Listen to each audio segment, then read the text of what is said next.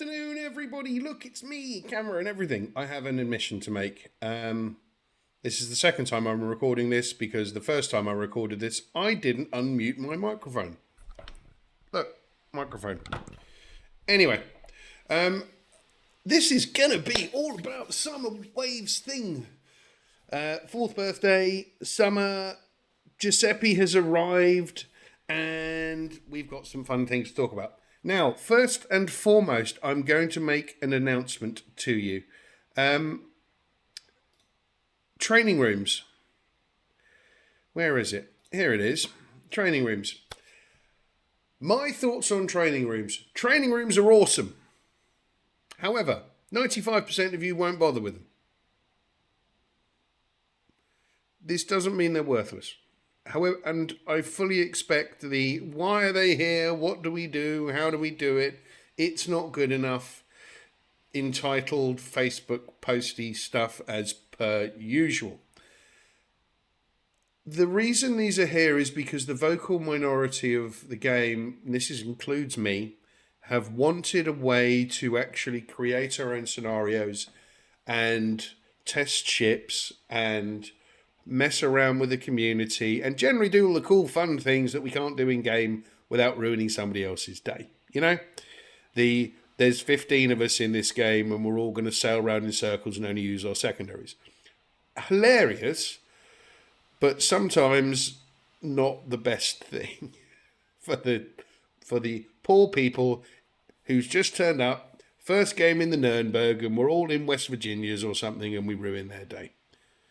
However, what I would say is that from a development point of view, I think this is awesome.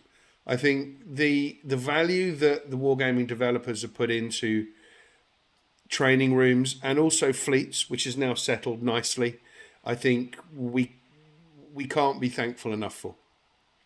This is a game that's constantly being developed, and fundamentally, whether you like the updates or whether you like the changes or not, it is a game that is consistently being updated and changed and improved. So some people may question whether it's always being improved. We'll see. 4 years into this game, it is now a teenager in terms of games. It is almost fully grown. It is just filling out and finding its identity. And I think that's a fair assessment. In terms of what Fleets has done, I mean, for me, training rooms will add a little bit to our fleet. I mean, the Council of Chickens is very much a social fleet. And although we existed before a little bit to compete in a few sort of unofficial tournaments, realistically, it was about having a place for the guys and girls who want to be part of something, who are interested in the social aspects of it, can see the benefits in it, want to get together regularly we play every Sunday evening. We have an open Discord channel for the Council of Chickens, and we get together, we mess around, we play ships, and we have fun. And we moan about the game, and we moan about destroyer players, and we moan about battleship players, and we all moan about carriers. Training rooms will give us another avenue of actually exploring that and having some fun Yamato versus Griff games, which we're definitely going to do. Those secondary offs with things like Mikassas or Yubaris or anything that we think is just going to have some fun. And we'll come up with some fun ways to play games. And I'm seriously looking forward to messing around with it. But for your casual 95% of your player base, training rooms isn't going to do anything for you. It may help you learn a little bit more about a ship, but to be fair, you've kind of got AI for that. If you are somebody who plays maybe an hour a day or a couple of hours a week or whatever it might be, and occasionally buys a premium, training rooms is going to add nothing to your day. It's just not going to give you any significant benefit. And I think from that perspective, I expect a level of, oh, it's not really what I expected, and it's not good enough, and it's not fair, and why didn't they do this, and why didn't they put subs in, or why didn't they take away carriers, or why didn't they get rid of HE spam, or why didn't they, and I want, and I want, and I want. Do you know what? I think you can't please all the people all the time. What you can do is add things that add value to a game in the longer term, and I think training rooms and fleets do this. Fleets have three values. You have to me, there are three types of fleets. There's the one that's all about the return in terms of the benefits you get, be that the credits, be that the steel, be whatever it might be. There's the social one, which is where I sit. And then there's the competitive, which is where your high-end fleets like UFO sit. Nothing against them. It's what they do. They're very good at it. So training rooms will be really interesting for content creators, for communities. But bottom line, it's not going to change the way you play the game. It adds a little bit more depth. But most of the time, if you're a casual player, you're not going to be interested. So we have a new campaign ship. This is a Giuseppe Verdi. This is a Tier 8 Italian battleship with radar. SAP secondaries, as usual. I like my Italian battleships. I'm sure it'll be good. Be interesting to see how it compares with the Lepanto stat for stat. Update will be 24th of July, we know that. And the Summer Waves thing will include a variety of things because it is 4th birthday. Training mode I've spoken about. Giuseppe Verdi have spoken about. Ranked battles is coming, so do keep an eye on that. There is anniversary content, and you'll see what that ship is in a minute. We have Super V crates, which are crates with crates in them. So like a Russian doll for crates. Azure Lane returns for all of you weebies, and the Congress is coming. And the Repulse. Why isn't the Repulse here? Why is that not a picture of the Repulse? Anyway, Congress. Tier 7, heavy American cruiser. Looks a little bit like a cut down Alaska, kind of a Zuma level at Tier 7, which will be interesting. There is a free bonus code here, so do not forget to use this. IN9B DAM5BK. Go and load it now. Get 12 camos, 2 common crates. Go for it. Training rooms we spoke about. Let's go. There's going to be a big breakdown of the mode that's coming out tomorrow, so I'm sure there'll be more videos on that. This is the Congress, which would be nice. And there's a free bundle that will, which will be a what's the word? She'll be available through the platform store on Monday the 24th. So go get your free Oleg A and join Final Boss in loving the Oleg more than anything else in the world ever. In fact, if you see him on Monday, because I'm fairly convinced he'll be on that stream on Monday, everybody ask him whether it's true whether he's got an Oleg tattoo. Because I hope to God it's true. I really, really do.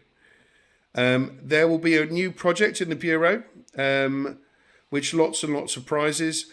But do remember, it will end on August 28th at the end of this update. So do get it started. This season's currency will be quadrans, which has something to do with 4, I'm sure. But there's be a few things. So the Tier 7 Cruiser Congress, you can get that with quadrans. You can get the British Tier 5 Battleship Repulse, yay! Which is, I'm fairly sure is a battle cruiser, but still. There will be a Super V crate and with a guaranteed premium ship with potentially the Shinonimi or the Yukikaze, potentially. So do keep an eye on those. Personally, I'd always be careful about how much money you spend on these kind of crates, but the choice is yours, as always. There is a treasure hunt web event, which shouldn't cost you any doubloons, I have been told. But free stuff is free stuff. Get free stuff. Camos, event currency, and crates, and all kinds of things. So do go and have a look at those. There'll be the way these ultimate crates work is there'll basically be a crate with inside a crate. And you'll only obtain oil for your fleet people for opening the first crate, not the second one. So that'll be Halloween, Black Friday, Lunar New Year, and Golden Week, or Super Santa. So we like stuff. That's cool. To celebrate the 4 years stuff, there will be wind roses as usual. So bonus for the first win of the day, which will then go up to ×5 from August the 14th, which is always cool. There's a nice birthday pour with what... is that the Golden Grape? I don't know what's... it's not the Golden Grape, but that looks like... Somebody tell me where that is, because I thought it was New York at first, but I'm not convinced. Somebody tell me. I don't know. You tell me. I don't know. This is the now. How do we say this? Dies Irae. Dies Irae. Dies Irae. Anyway, Giuseppe's here. Look, see? Italian tier 8 battleship, SAP secondaries, radar, and high speed. I like my Italian battleships. They're good fun. Campaigns over 5 weeks. As per usual, I would almost always recommend getting Admiralty backing for the extra benefits. You can get 4 in total insignias, for example, 7 days of premium, bunch of crates, and of course the battleship Giuseppe Verdi itself. And this thing, which is a patch of Giuseppe Verdi. I don't know. Anyway, lots of stuff all in here. Some doubloonies, so you get some of your Admiralty backing back. I've never thought it was a bad deal. The ranked battle starts on 27th of July, which is the Thursday next week, and that's tier 4, tier 5, tier 6. So if you're a ranked pro, then get stuck into that, but there'll be a big article on this probably early next week. Azure Lane comes back, so there'll be content from all 4 waves of the store. I don't know quite which ones they will be, but I did see Azure Lane Belfast in the list on the video when I saw it earlier. This is the interesting bits. Tier 7 Premium Cruiser. You can get this with quadrans. So Tier 7 Heavy Cruiser. Looks like it's got 5 guns up front. And radar and a huge HP pool. I would be interested to see what that is. The Repulse looking devilishly handsome. Look at it, look at it, look at it. Queen Elizabeth guns by the looks of things, so 15-inch guns. It has something of the hood about it in terms of its shape. We'll see. I'll be interested to see how that performs on PC. But I'd love to. That's going to be a lot of fun, I'm sure. Those of you British battleship lovers are going to be pushing to get this one, I'm sure. But it's got a high engine boost, which is interesting, which I suppose pushes it into that battle cruiser rather than a battleship mentality. But we'll see. We'll see. I imagine it's going to have 15s to go straight through its nose, but hey, what's new? We have a refreshed main menu, which I really like the look of. This is nice and neat. This is a picture of... Actually, what is that? Oh, it's got 8 guns. Somebody tell me what that battleship is. It might be Japanese. That's only got 8 guns. It might be an Awami. Anyway, and it's currently being bombed by a Graf Zeppelin, I'm sure. So yeah, this looks really nice. Much neater, tidier. Just a nice QOL improvement. Quality of life, it's just, yeah... That's nice. What I wanted to see, actually, is what's this message down here? You see this? What's that? Down there. So you've got your crates, you've got your profile, you've got your collectible things. What's the message thing? Settings. Stats, I assume. What's this? Answers on a postcard. Cool. I'm intrigued. Now, Ministry of Balance. Dun, dun, dun. For all of you Ark Royal lovers, I've bad news and terrible news. The bad news is, as expected, the Ark Royal is getting nerfed. But it hasn't so much been hit with the nerf bat as beaten to death with the nerf bat. Which is why they're offering a full refund just in case. It is horrendously overpowered. It destroys everything at tier 5 and it needs a thwacking. But you can only get it if you acquired it before the release of a new update, which I don't believe the Ark Royals for sale anymore, but I might be wrong. So HE bomb penetration has been reduced by nearly half. It's had almost a third to a quarter of its HE bomb damage reduction. It's had a fire chance reduction, which isn't a major thing actually. And it's both the torps and the bombs have been had their ability to disable modules reduced. Torpedo damage has also been reduced substantially. Again, it's gone down about a third. It's a big nerf. It's going to be far less effective. So, sorry to say it, CV mains. Your opportunity to bully tier 5s has just dropped considerably. Mind you, you can just get in the Serov and bounce bomb people to death. Because that's not doing the same thing. Expect to see a lot of Serovs in game. That's all I'm going to say. Lepanto has been nerfed as well, quite substantially. Well, it's secondaries.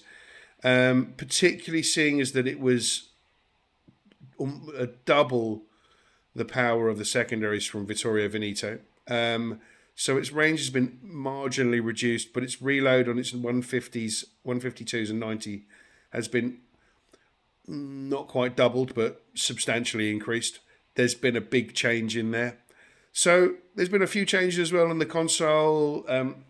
Some changes to binocular view, some changes on the rudder shift time.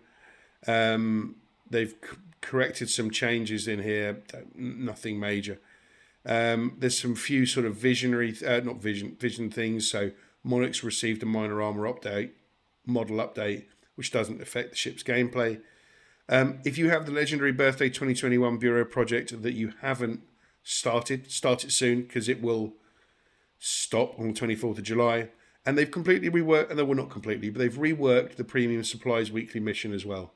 So they've increased the rewards, added more steel, an extra commander crate, and a commendation. This is to help balance the fact that they split tier 7 and tier 8 out. Now there's enough ships at tier 8. They've split them out, which is no bad thing. So yes, so this is the new update. I think it's pretty solid.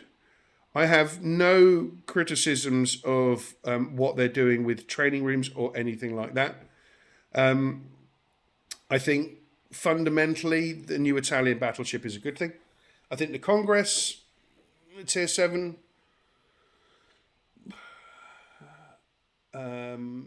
is okay. I'm sure it'll be fun. Heavy American battle cruisers, or cruisers, whatever you want to call super cruisers. The Alaska I really enjoy.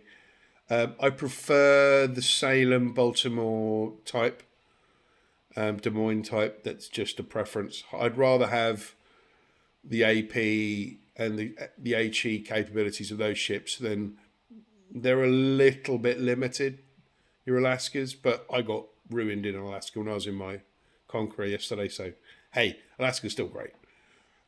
So that's going to be interesting. Repulse I'm very excited about, and training rooms will be so much fun when we get into the community stuff, so I'm really looking forward to doing that.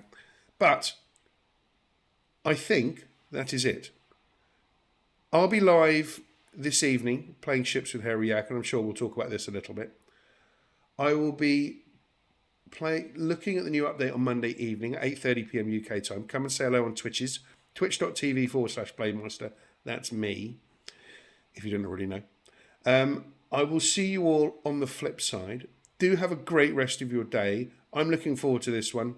I will see you in the very near future. I hope you enjoy yourselves. Safe sailing, and I'll see you on the high seas. Bye-bye.